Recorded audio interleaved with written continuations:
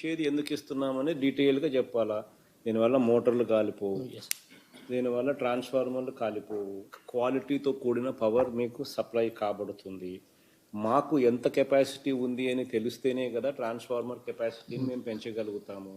కాబట్టి ఈ లెక్కలు వేయాలి అని అంటే మాకు ఖచ్చితంగా ఈ మేరకు మీటర్లు పెడితేనే ఆ లెక్కలు వేయగలుగుతాము. దానికి తగ్గట్టుగానే క్వాలిటీ అనే పవర్ లో వోల్టేజ్ పవర్ అనేది కాకుండా కరెక్ట్ వోల్టేజ్తో పవర్ ఇవ్వగలుగుతాం. తద్వారా మీ మోటార్లు కాపాడబడతాయి, ట్రాన్స్ఫార్మర్లు కాపాడబడతాయి. దీనివల్ల మీకు రూపాయి కూడా మీరు డబ్బులు కట్టవలసిన పని లేదు. ఎన్ని యూనిట్లు అయితే మీరు కాలుస్తారో ఆ యూనిట్లకు గవర్నమెంట్ ఈ అకౌంట్లోకి డబ్బులు వేస్తుంది.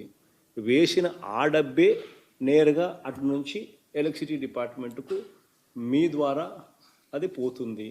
దానివల్ల మీరు ఎలక్ట్రిసిటీ డిపార్ట్మెంట్ను ప్రశ్నించే హక్కు కూడా మీకు వస్తుంది.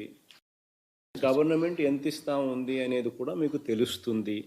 తద్వారా మీకు ప్రశ్నించే హక్కు, డిపార్ట్మెంట్ ఎలక్ట్రిసిటీ డిపార్ట్మెంట్కు బాధ్యత రెండు కూడా పెరుగుతాయి అని లెటర్ రాసి,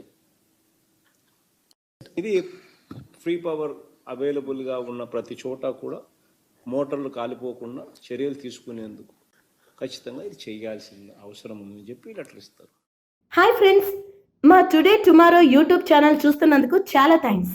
మరిన్ని లేటెస్ట్ వీడియోస్ కోసం వెంటనే సబ్స్క్రైబ్ చేయండి. అలాగే ఈ బెల్ని కూడా రింగ్ చేసేయండి.